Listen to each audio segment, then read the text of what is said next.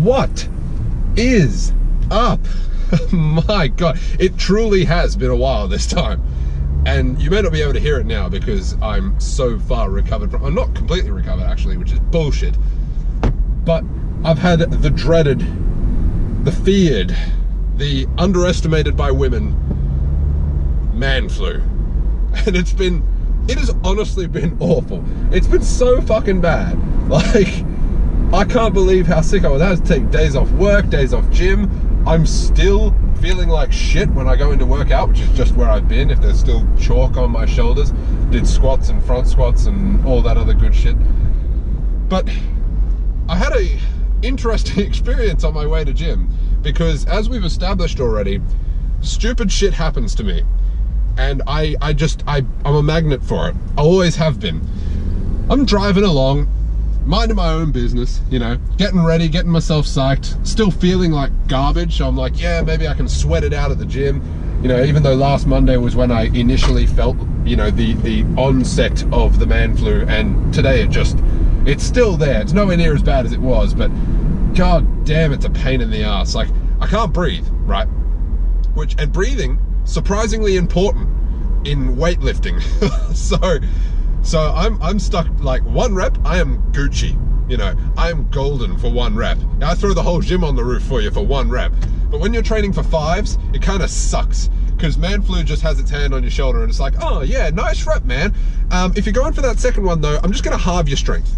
Just cut that shit right in half. Oh, good job, you got that second one. Halved again. And it just, oh, it's so bad.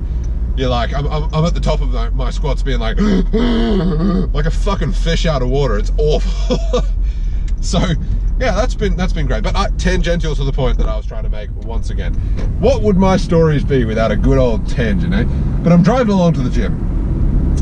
Aforementioned man flu and squats aside. And there's an intersection, right? But it's one of those intersections that leads onto a service road. So the light is always green. In fact, I think I've caught it maybe once in the 3 years that I've been driving this exact path to get to my gym, all right? And anyway, I see this guy on the side of the road as I'm approaching this intersection. A elderly, quite rough-looking indigenous gentleman. And he was standing there with his thumb out, you know, and you thought hitchhiking was dead, but apparently it's not.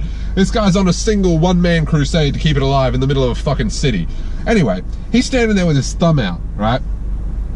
And I see this and I'm like, oh, you know, that's weird. He doesn't look like a very savory character, so I don't know who would stop for him. You know, with all the fear-mongering and all the peoples and the random shootings and the just society in general is getting pretty fucked, people. But with all that sort of shit going down, you know, the likelihood of your good old-fashioned thumb-out hitchhike being successful, I would have assumed was quite low. Anyway, as I'm rolling up, he's standing at this intersection, right? And I'm the first car in line. Everyone else has passed the intersection, and I see the light go yellow, and I'm like, you gotta be fucking kidding me. This is no way. Like, I'm gonna pull up and he's gonna think that I've stopped because the fucking light is red.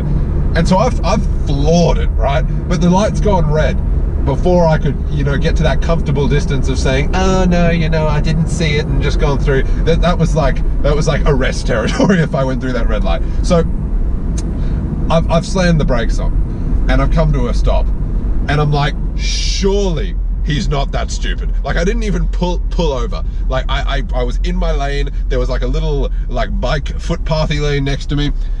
I'm like, surely he realizes that this is not the situation. Like, I haven't just gone, yeah, buddy, get in. Anyway, he just walks over and fucking opens my door. I got shit all over the place in this car. I got like my gym bag there, you know, a whole bunch of other stuff because I've been sick as a dog and I've been an absolute slob while I've been sick because I'm so lazy when I'm sick. Yeah, I got all this shit in there. He opens the car, he's like, he literally just made that noise, like that, and I'm like, I turn around and I'm like, mate, what the fuck are you doing? I'm freaking out because I'm like belted in here, you know, like, and if you just get it out, there's some strange motherfucker sitting right in this seat. And he was like, oh, you pulled over for me? I'm like, no, mate, I stopped for the red light. Get the fuck out of my car. It's like, oh, well, fuck you then. I'm like, who? Are you kidding me? I'm the bad guy now because you broke into my car. like, he's like, oh, fuck you, you white C, you this. I was like, beautiful, bring race into it, which is totally acceptable if I do that as well, right? Like, anyway, he was not, I don't think he was either not sober or he'd done a lot of damage to himself in the past by being not sober, if you know what I mean. And I've just been like, mate, close my car door, I've got to go, I stopped for the red light, I'm not picking you up, I've got somewhere to be. Ah, fuck you, this slams my car door shut, walks out behind my car, slaps the back of my car a few times, and then just like walks straight across the road, like in the middle of traffic. Like traffic has now resumed, right? The light has gone green. I just had to kick this homeless motherfucker out of my car, so I hadn't been able to start yet.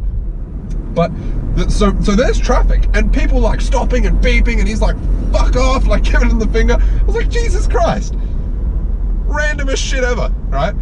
But interestingly enough, not the first time that that's happened to me. I have had similar experiences to that before, which is outrageous. Why does this stuff happen to me?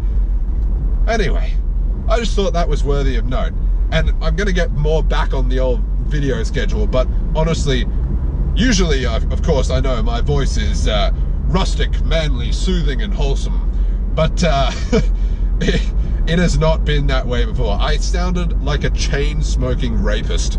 Like, I'm sorry, it was bad. Like, I went in, because I had, in my job, you know, as a dentist, there are certain times when you just can't cancel on a patient, no matter how sick you are. You'll be dying of Ebola, and you have to be in there to do that job.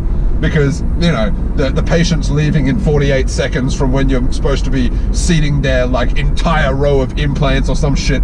Like, stuff gets hectic, and people are just outrageously rude to, like, healthcare providers. Like, people hate dentists, okay? I get it. Nobody likes some dude or girl climbing into your mouth with sharp shit and just fucking you up. But, like, it's for your own good, people. Come on. Like, I'm trying to help. You don't have to be such assholes about it.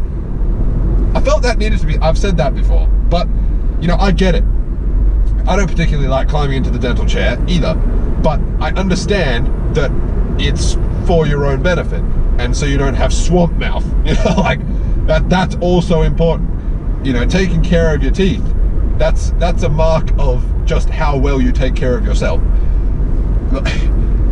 Oh wow, what a tangent. But the point is, there are parts of, you know, recovering from this devastating condition that men suffer from called man flu, which is 100 times worse than the female variant. I don't care what anyone says, it is.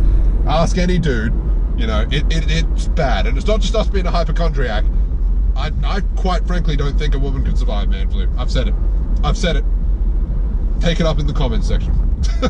But without the ability to rest, pretty much from anything I suppose this goes for, it's difficult to recover. And you combine, like, the fact that I had to go into work and see a couple of really, like, high-end procedures that just couldn't wait, which required utmost concentration while I was still pretty much dying, and also my just complete jackassery and stubbornness and not missing gym. I missed 2 days of gym.